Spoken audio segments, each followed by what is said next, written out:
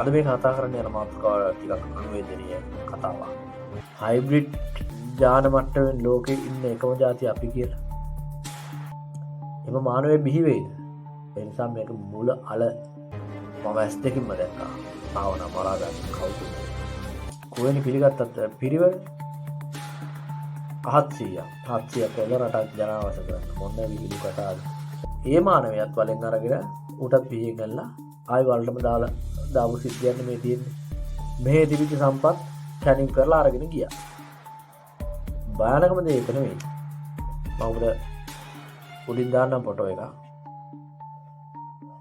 මේ ෆොටෝ එක අනුව මේ මතු කරපු ස්ථානය කෝ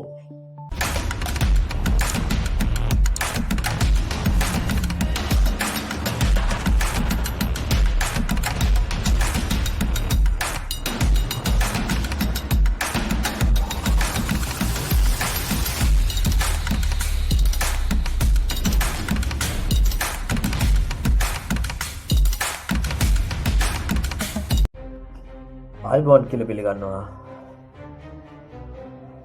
මගේ සහෝදර හිතවතුන් හැමදෙනාම. අද මේ කතා කරන්න යන මාතෘකාව ටිකක් අනුවේදනීය කතාවක්. මම ඇස් දෙකින්ම දැක්කා. භාවනා මරා ගන්න කවුද?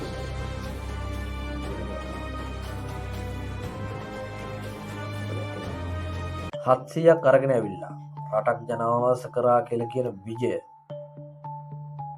ඓතිහාසික චරිතයක් විදිහට පිළිගන්නවා. ඔය කියන සිංගප්පූරය ඉන්දියානු ಭಾರತೀಯ ඉතිහාසයේ කොහෙවත් එහෙම සිංගප්පූරයක් ගැන එහෙම සඳහනක් නැහැ. එහෙම ඒකත් මාවසට අතු කරා වෙන්න පුළුවන්. ඒ අරුණන් පස්සේ පුරාවිද්‍යා සාක්ෂි නැහැ. එකක් මිත්‍යාවක් හැටියට පටු වෙනවා. අනිත් එක යථාර්ථයක් හැටියට උඩර ගන්නවා. මේක ලේසි වෙන්න පුළුවන්. දැන් මේ වෙනකොටත්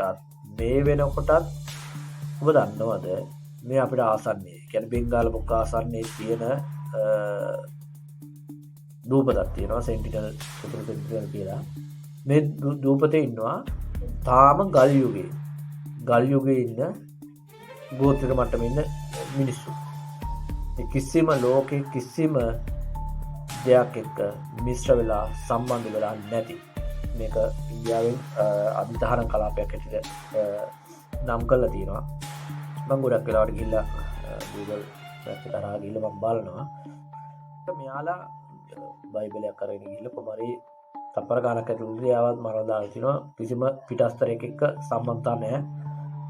මේ තියෙන මේ කිසිම දෙයක් කාරණා තාක්ෂණය මේ මොනවත් නැහැ. තාමත් අවුරුදු 60000ක් හෝ ඊට වැඩි කාලයක් තිස්සේ ස්වාධීනව ඉන්න ජාතියක්. එතකොට අපි මේ විදිය ආපු ගමන් අපේ රටේ හිටපු මේ කුවේනි හරි කවුරු හරි ගිහිල්ලා මේ මම මාරුනේ කියලා පිළිගත්ත කියලා හිතනවද? කුවේනි පිළිගත්තත් පිරිවෙල 700ක් වල රටක් ජනාවාස කරන මොන විහිළු කතාවද? දැන් බෞද්ධ දර්ශනයකත් ඒක අපි ආගමකට පටු කරනවා කියලා ඊට පස්සේ එහෙම කියන්න පුළුවන්. ඒ නිසා අපි මෙහෙම හිතමු. දැන් හිතන්න බලංගොඩ මානවයාගේ ඉඳලා පැවතිච්ච පරපුර ඒ පරපුර මේ බලංගොඩ මානවයා රත්නපුර ඊළඟට බටදොඹලෙන ඊට පස්සේ උස්භූමිය වල ගත්තොත් හෝර්න් ප්ලේස් ඊළඟට සීගිරිය ගත්තොත් අලිගලලෙන මේ වගේ රට පුරාම ප්‍රාගෛතිහාසික මානව ජනපද තිබිලා තියෙනවා. ඒ මානවයත් වලින් අරගෙන උටත් පිහින් ගල්ලා ආයි වලටම දාපු සිද්ධියක් මේ තියෙන්නේ. එහෙම නැත්නම් මිඩ්වයිෆ්ලා ඉඳලා මොනවා හරි දෙන්න බෑ ඥාන වඳ කරන්න නේ. මේ අඛණ්ඩව පැවතිච්ච ජාතිය මහාවංශයේ සමහර දේවල් අපිට අදාළ කරගන්න පුළුවන්. ඒක කිසිම ගැටලුවක් නැහැ. නමුත් සමහර තැන් තියෙනවා වන්දි බට්ටේ විදියට අපි නිකමට හිතපල්ලකෝ හයිබ්‍රිඩ් ජාන මට්ටමෙන් ලෝකෙ ඉන්න එකම ජාතිය අපි කියලා. සිංහයෙකුයි ගෑනියෙකුයි එකට සෙට් වෙලා හැදිච්ච හයිබ්‍රිඩ් ජාන එහෙම වෙන්න පුළුවන්ද? තනි සිංහ එම මානවය බිහිවෙයිද? ඒ නිසා මේක මුල අල ඒ නිසා කියන්නේ ඔය සිංගප්පූරයක් ඉන්දියාවේ තිබෙන්නේ නැහැ. ඉන්දියාවේ ඉඳලා ආවෙත් නැහැ. ඔය කතන්දර තමයි. හැබැයි මේ රටේ ඓතිහාසිකව මෙතන තිබෙන ඉබ්බන් කටුවේ ඔය වගේ හිතන්න සුසාන භූමි ක්‍රමයක් අවුරුදු 25000කට විතර ඉස්සෙල්ලා සුසාන භූමි ක්‍රමයක් තියෙනවා කියලා කියන්නේ. එතකොට අනුරාධපුර යුගය කියලා වෙලා ඔක්කොම එක තැනකට පටු කරලා තියෙනවා. ගමන්නේ අනුරාධපුර යුගය වෙනකොට කොමඩ් හදපු જાතියක් ලෝකයක් රටවල් ගැන කතා කරන දෙයක් නැහැනේ. මේ මට්ටමට දාලා තියෙනවා කියලා කියන්නේ මේක පට්ට අනුවේදනීය කතාවක් තමයි. රාවණ මිත්‍යාවක්. විජය සත්‍යයක්. රාවණ ගල්, රාවණ ලෙන්, රාවණ ගුහාව, රාවණ ඇල්ල මේ වගේ ප්ලේස් තියෙනවා ජනවහරෙන් ආපු. අහලා තියෙනවද විජයගේ එහෙම මොන කොහේ හරි තැනක්. විජයාගල, විජය පැන්නාගල විජයට මොකක් හරි කියලා. මේ කතන්දර තමයි මේක ඇවිල්ලත් ස්වජාතිය හැල්ලුවට ලක් කරපු ප්‍රබල අවස්ථාවක් විදිහට තමයි මම දකින්නේ. හේතුව බෞද්ධයක් හිතා ඉන්නවා. මේ අපිට ආදරයකට මේ සුද්ධ විසින්පත් කරපු පළවෙනි පුරාවිද්‍යා කොමසාරිස් HCB බෙල් අපිට හෙන පට්ට ආදරයට මේ පුරාවිද්‍යා ශාස්ත්‍රය දියුණු කරලා මෙහෙම කරා අරම කරා කොහොම කියලා. මේ තිබිච්ච සම්පත් කැණින් කරලා අරගෙන ගියා. භයානකම දේ ඒක නෙවෙයි. මම උඩ උඩින් දාන්නම් ෆොටෝ එක. මේ ෆොටෝ එක අනුව මේ මතු කරපු ස්ථානය කෝ මෙහෙම දෙයක් පුරාවිද්‍යා කැණීමකින් මතු කරගත් මේ වගේ ස්ථානයක් වහලා දාන්න තියෙන නිර්ණායක මොනවද තියෙන්නේ? එක්කෝ ඒක වසන් කරා. ඒ කියන්නේ නොවැදගත් කියලා කඩලවත් ඉවත් කරන්න බෑ පුරාවිද්‍යාවෙන් එහෙම මතු වෙන දෙයක්. එතකොට මේක අද පේන්නේ නැහැ. මොකද්ද මේ වැහුවේ?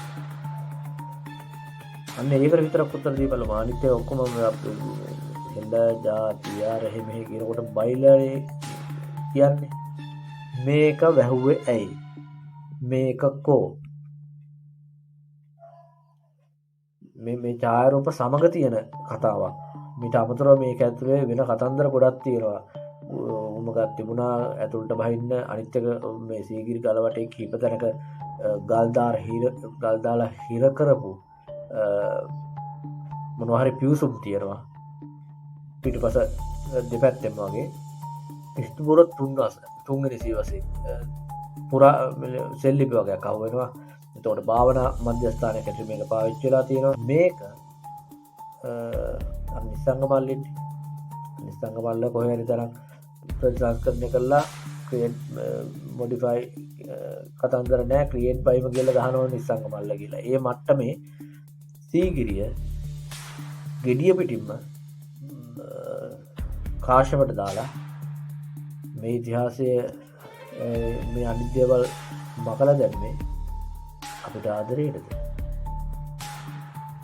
මේවා ලෝකෝරුම බවට පත්වෙන්න හේතු සාධකත් මේක ඇතුලේ කතා කරන්න පුළුවන්. මේ අපි අපේ ඉතිහාසයට ගරා ගන්න තැන් අදටත් තියෙන කනගාටුදායක කාරණාව තමයි මේ බෙල් ගැටි පාරෙම ගිහිල්ලා වැල යන අතර මැස්ස ගහලා මේක ඉස්සරහට ගෙනියනවා ඇරෙන්න මේකට විරුද්ධව ජනමතයක් ගොඩනගා ගන්න වියතෙක් නැති වෙලා තියෙනවා. ඒක තමයි සංවේදීය කාරණාව. කොහොම හරි අන්තිමට විදේශීය බාපලොක් කරගෙන සජාතික අප්පපාව දීපු ඉතිහාසයක් තමයි අපිට තියෙන්නේ කියන එක තමයි මට නම් හිතෙන්නේ. දැන් සුද්ධ වෙනකොට සුද්දෝ අපි යටත් කරගත්ත කියලා ගහපු ෆොටෝ එහෙම දැකලා තියෙනවද? උඩුකය නිරුවත් තාත්තාවන් පවා ඉන්න. ඒ වගේ ෆොටෝ නිකන් ලෝකෙට දීලා තින්නේ අපි ගෝත්‍රික රූපයක් යටත් කරගත්තා වගේ එහෙම එකක්. නොලියෙච්ච පරිච්ඡේද කොච්චර තියෙන්න පුළුවන්ද කියලා හිතන්නකෝ. දැන් ඒ මට්ටමට වැටෙන්න දැන් මේ හරහා අපිට වංශ කතා සහ ඉතිහාසයේ ගවේෂණය කිරීමේදී දකින්න තියෙන ප්‍රධානම හානිදායක ප්‍රබලම තැන තමයි බැමිණි ඉතිහාස සාගතයේ වළංගම්බා කාලය ඇති වෙච්ච අවුරුදු 16ක් ලංකාවට පායි සිද්ධි. ඒකෙන් අඩක් හරි මැරෙන්න පුළුවන් ලංකාවේ. හැබැයි ඊට පස්සේ හරි ඊට ඉස්සෙල්ලා හරි එහෙම දෙයක් ගැන වාර්තා වීමක් වෙන්නේ නැහැ. එතකොට ඒ මට්ටමට අපේ මිනිස්සු වැටුණු කොහොමද? ඒ දැන් ඔය සුද්දගේ ඡායාරූප ඇත්තනම් ඒ මට්ටමට කොහොමද වැටුනේ? එතකොට හිතන්න ඊට අවුරුදු 10 ගානකට ඉස්සෙල්ලා කොමන්ට් හදලා මේ ගල් වලින් කරන්න තියෙන ඔක්කොම වැඩ දාපු જાතියක්. ගල් උණු කරන්න බෙහෙත් හදලා මේ මට්ටමේ. එතකොට ලියවෙච්ච නැති පරිච්ඡේද කොච්චර තියෙනවද? මේක දැන් මම ගවේෂණය කරපු තැන් තියෙනවා. දැන් හිතන්න සුදු ගන්න මාලිගාව, දඹුලු කැලේ මාලිගාව. මේ දකුණු පළාත ගත්තොත් එහෙම දකුණු පළාතේ දප්පුල සිංහ රජ පරම්පරාව. එක රජ කෙනෙක් නෙවෙයි රජවරු බර ගානක් කියලා. මේවා ගැන ලොකු සඳහන් නැහැ. සමහර මාලිගාවල හිටපු රජවරු පාදිසි රජු කෙනෙක් කියලා බැරි තරම් විශාල මාලිගා එයාලා ඇතුල් කරන්න මේ රාජාවලි තැනක් ඇත්තෙත් නැහැ. මේ හැරිච්ච දේ හිතන්න රාජ්‍යත්වය අභියසින්නගෙන ලියවෙන ග්‍රන්ථයක හිතලා හෝ මගාරින කොටසක් තියෙන්න පුළුවන් නේ. සමහරට වැදගත්ම කොටස වෙන්නත් පුළුවන්. ඒ වගේ මේ අපි දකින ඉතිහාසය සත්‍ය ඉතිහාසය නම් නෙවෙයි. ඒක ස්ථාවරව පැහැදිලි අදින්න පොඩි එකකින් ඉඳලා ඒක තේරුම් ගන්න පුළුවන්. ඉතිහාසය කියලා මේ පෞද්ගලික වකවානුව තුළ ඉතිහාසයේ පොත්වල මොනවද ඉගෙනුනේ? යටත් පිළිද පාලනය කාලේ කොන්ද නවාගෙන හිටපු කාලේ කතන්දරනේ පොත්වලට ඇතුල් කරලා තිබුණේ. එතකොට නිකමට හිතපල්ලකො කාටද මොන මට්ටමෙන්ද අපි මේ ඉතිහාසයේ මරා දාන්න කොච්චර උමනාවක් තියෙන්නේ කියන එක. ඒ පොත් බැලුවන් පස්සේ මට මාර කේන්ති. ඒ කියන්නේ මේ දරුවන්ට උගන්වන්නේ අපි ප්‍රෞඩව නැගී හිටපු කාලේ නෙමෙයි. එකිනෙකා පාවා දීගෙන වැටිච්ච කාලේ තමයි ඉතිහාසය කියලා සිලබස් ඇතුළට ඇතුළු කරලා තිබුණේ. ඉතින් ඒ නිසා මේවා එහෙම කරන්න කොතනින්ද පුෂ් එක එන්නේ? ඒ පුෂ් එකම තමයි ඔය සීගිරිය කතන්දරේ. සීගිරිය එක ප්ලේස් එකක් විතරයි. දැන් ඒ වුණාට මේ ඔය කියන සංකල්පයම නම් ඒ කියන්නේ කාශ්‍යපගේ සංකල්පය විතරක්ම නම් බෙල්ට කිසිසේත් මුමනාවක් නැහැ. මේ මතු කරගත්ත තැන මෙතන ඒක කුටි විදියට සකසපු දෙයක් තියෙන විශේෂිත මණ්ඩපයක් වගේ දෙයක් මේක ඇතුලේ තියෙන කාමර වගේ මේ තරම් වහන්න කිසිම උමනාවක් නැහැ. ඒතකොට ඉතින් මේක ඇතුලින් බහින්න කිසි උමන්දුරක් වගේ කියන එක ගැන ආය අමුතුවෙන් හිතන්න දෙයක් නැහැ. මේ ආරෝපණය නැගපු දේ උට වෙච්ච දේකුත් නැති වෙනකොට ඒ නිසා මේක අමුවෙම මංකොල්ල කැමරට ලක් වෙච්ච රටක ඉතිහාසයක්. ඒ නිසා මේකට හොඳම නිර්ණායක දෙන්න බුදුහාඳුරෝ මා පිටක සම්පදානේන පොත්පත්වල තිබුණා කියලා පිළිගන්න එපා. මානුෂ්‍යය නැසුපමණින් යමක් පිළිගන්න එපා. කරුණු දැකලා අවබෝධ කරගන්න. ඒ නිසා මහා ශිෂ්ටාචාර තියෙනවා. දැන් රිටිකල ගැන කතා කරොත් රිටිකලත් එහෙමයි. දැන් මේවයි සමහර තැන් කාල නිර්ණය කරලා නැහැ. සමහර තැන් කාල නිර්ණය කරලා තියෙනවා. ඒව කොච්චර ඒ කාබන් 14 වගේ කාල නිර්ණය නම් මම හිතන්නේ ලංකාවේ නැහැ. ඒක පිටරට කියලා තමයි මේව කරේ. දැන තියෙනවා දන්නේ.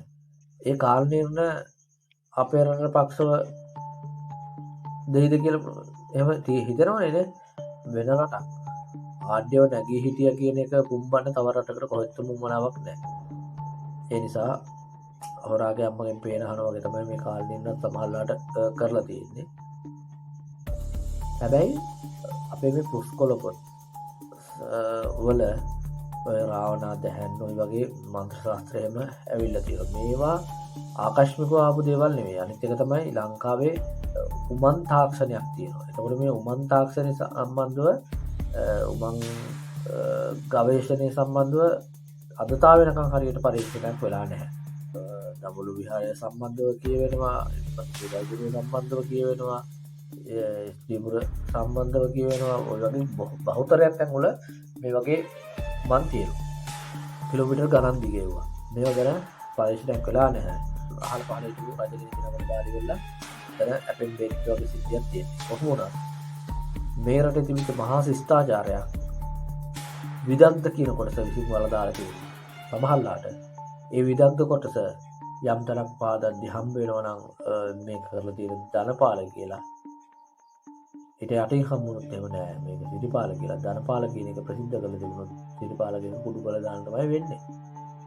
ඔන්න ඔය මට්ටමේ තමයි මේ රටේ මේ දේවල් ඉස්සරහට ගිහින් තියෙන්නේ. එතකොට මේවා සත්භාවයෙන් හොයන්න ඕන දේවල්. සමාජනාත්‍ය හරහා යන නිදන් කඩපු සිද්ධිවල වීඩියෝ වර හිම දකිනකොට ඔබට හිතෙනවා ඇති මේ වගේ නිර්මාණ මුන් හරි එහෙම මේ සමාජ මාධ්‍යයට ගෙනාවේ නැත්නම් එහෙම දෙයක් තියෙනවා කියනවත් දන්නේ නැතුවම මැරිලා යන තිබ්බා. ඒ තරම් විස්මිත නිර්මාණ ඒව ඇතුළේ තිබිලා තියෙනවා. මේවා ප්‍රසිද්ධියේ දරයමට ලක් වුණා. මේවා කාලා බීලා පහරලා ඉවර කරලා දාලා තියෙනවා. හැබැයි මේකේ හරිම දේවල් ටික තාම සමාජගත වෙලා නැහැ. සමහරලාට අපේ මේ තියෙන සම්පත් වලින් ලෝකේ ප්‍රබල බෙහෙත් වර්ග හදලා ලෝකෙට අපනයනය කරන්න පුළුවන්කම තියෙනවා. ඒ තරම් වෛද්‍ය ශාස්ත්‍රයක් මෙහි තිබිලා තියෙනවා. ඊළඟ කුස්කොළ පොත් තියෙනවා. එතකොට නමුත් ඒව ප්‍රොඩක්ට් එකක් විදිහට ඉස්සරහට ගන්න ක්‍රමවේදයක් නැහැ. මට කියන්න තියෙන්නේ මෙච්චරයි. මොකෙක් හරි කියනවා නම් පරගති ඥාන තියෙන උන් නම් කෑ ගහන නැති රාවණා කියන්නේ මුද්ද මෙහෙමයි කියලා. රාවණා තමයි දේශීය සංකේතය. රාවණා පිළිගන්නවා කියලා කියන්නේ ඒක දේශීයත්වය. දේශීය පරිණාමයේ පුරුකක් විදිහට රාවණා පිළිගන්න පුළුවන්. ආධ්‍යාත්මික බලයක් තිබිච්ච ප්‍රධානී විදිහට පිළිගන්න පුළුවන්. ඒක කිසිම අවිවාදයක් නැහැ. ඒකව ඒ යුගවල ගොඩක් දුරට පරිණත භාවය තිබුණේ ආධ්‍යාත්මය තුළ. ඒ නිසා රාවණා කියන්නේ මගේ දේශීය අප්පච්චි. එහෙම නැතුව ඉන්දියාවෙන් ආව කියලා කියන ඉන්දියාවේ හිටපු තරක්වත් වාර්තා වෙන්නේ නැති විජය කියන හොරතක් කඩියා සිංහල ජාතිය පැවතුණා කියන එක මම විශ්වාස කරන්නේ නැහැ. බුද්ධ කාලේ නම් බුදුහාමුදුරුවෝ ඉතින් ඉස්සරලේ ලංකාවට. ඒකට බුදුහාමුදුරුවෝ යාපනයේ ඉඳලා කොළඹ ඒතකොට දකුණ මේ බොහෝ තැන් වල බුදුහාමුදුරුවෝ එනවා. ඒතකොට ඒ එන්නේ හිස් භූමිය වලට නෙවෙයි ජනාවාස තියෙන තැන් වලට. එහෙම ජනාවාස පැවතිච්ච රටක විජය ඇවිල්ලා හත්තියක් අරගෙන ඒ නිසා දෙයනේ කියලා රටවැසියෙක් විදිහට අදීනව තමන්ගේ ඉතිහාසයක් ගැන විශ්වාස කරනවා නම් රටක් ජාතියක් ගැන හිතලා තමන්ගේ ස්වාධිපත්‍ය සජාතිකත්වය අගය කරනවා නම් මින් පස්සේ නම් විජයගෙන් පැවතෙනවා කියන කතාව නම් කියන්න එපා. මේ සිරන්දර්නිකල මහත්තයා මම හිතන්නේ කරපු පරීක්ෂණයක් මම දැක්ක මට මතක හැටියට වැඩි ජනතාවගේ හිමොග්ලොබින් ඒ වර්ණකේ නැහැ කියන එක මම දැකලා තිබුණා. ඒ වගේ හරියට ජාන විද්‍යාත්මක පරීක්ෂණයක් කරත් ඒක හොයාගන්න පුළුවන්. කාටද කරන්න ඕනේ? එතන ප්‍රශ්නේ තියෙන්නේ. ඒ නිසා කොහොම වුණත් කවන්නේ පුළුවන් නම් රැල්ලක් ගැම්මක් බලයක් හැටියට හැදිලා මෙන්න මේ වහලා දාපු එක පොයින්ට් එකක් වහලා දාපු සීගිරියේ මෙන්න මේ තැන සම්බන්ධව පුළුවන් නම් කරුණු එකතු කරන්න try එකක් දෙන්න. එතකොට ගොඩක් තැන් අපිට මතුවේ සමහර තැන් ගොඩනගලා තියෙන්නේ සමහර ඡායාරූප වල හැටියට අදාළ තැන නොවේ. එහෙම ඡායාරූප මම දැකලා තියෙනවා.